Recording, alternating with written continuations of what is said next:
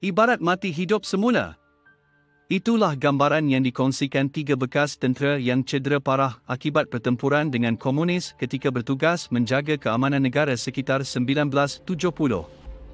Yahya Khamis, yang berkongsi pengalaman itu berkata, dia mengalami kecacatan kekal pada kaki kiri selepas betisnya terkena tembakan, manakala 2 rakannya meninggal dunia dalam kejadian serang hendap oleh komunis pada 28 Mac 1979. Dia yang ketika itu berkhidmat di Regimen Askar Melayu Diraja berkata, kejadian pada 10 pagi itu berlaku semasa dia bersama 5 lagi anggota tentera dalam perjalanan menaiki sebuah truk dari Pengkalan Hulu ke Bukit Berapet, Perak, untuk menghantar bekalan makanan kepada anggota operasi. Dalam perjalanan itu, apabila kami sampai di kawasan Kampung Air Panas, Gerik, secara tiba-tiba kami 6 orang diserang hendap oleh komunis, hingga menyebabkan 2 rakan saya meninggal dunia di tempat kejadian. Waktu itu, anggaran dalam 20 orang komunis menyerang hendap kami. Saya rasa kami saling berbalas tembakan ketika itu dengan pihak komunis berlaku lebih kurang 15 minit, sebelum kereta perisai yang berada di hadapan patah balik memberikan bantuan.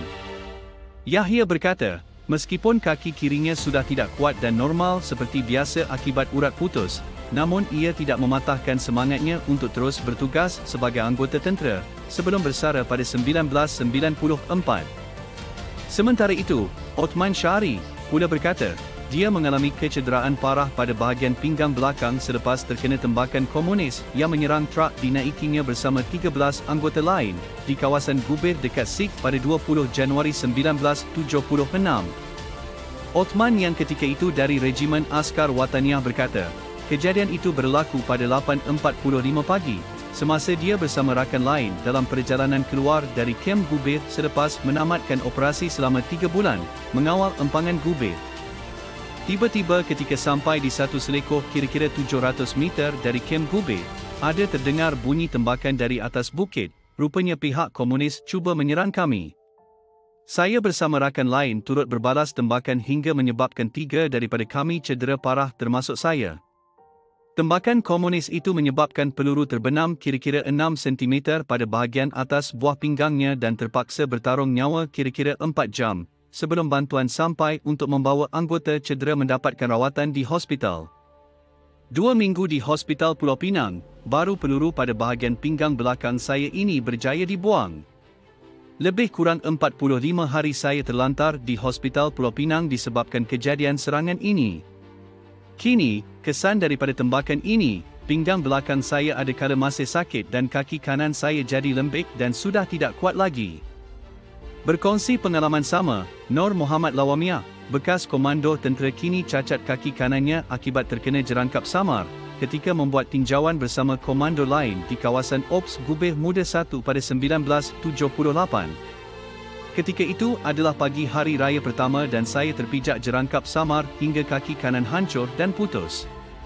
Saya terpaksa menunggu antara 2 hingga 3 jam sebelum bantuan tiba bawa saya keluar dari kawasan tersebut. Tetapi semua ini tidak mematahkan semangat saya untuk bekerja. Kami ketika itu bersemangat bekerja untuk negara, utamakan keperluan negara berbanding keperluan sendiri. Kira masuk operasi, fikir masalah negara sahaja, tidak ingat anak isteri dah. Masuk nak cari komunis, cari musuh negara sahaja.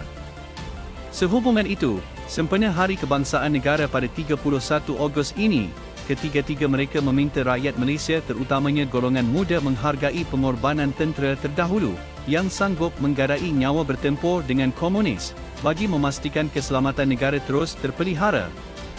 Hargailah keamanan yang sudah ada di negara ini. Jangan mudah terpengaruh dengan anasir-anasir tidak baik.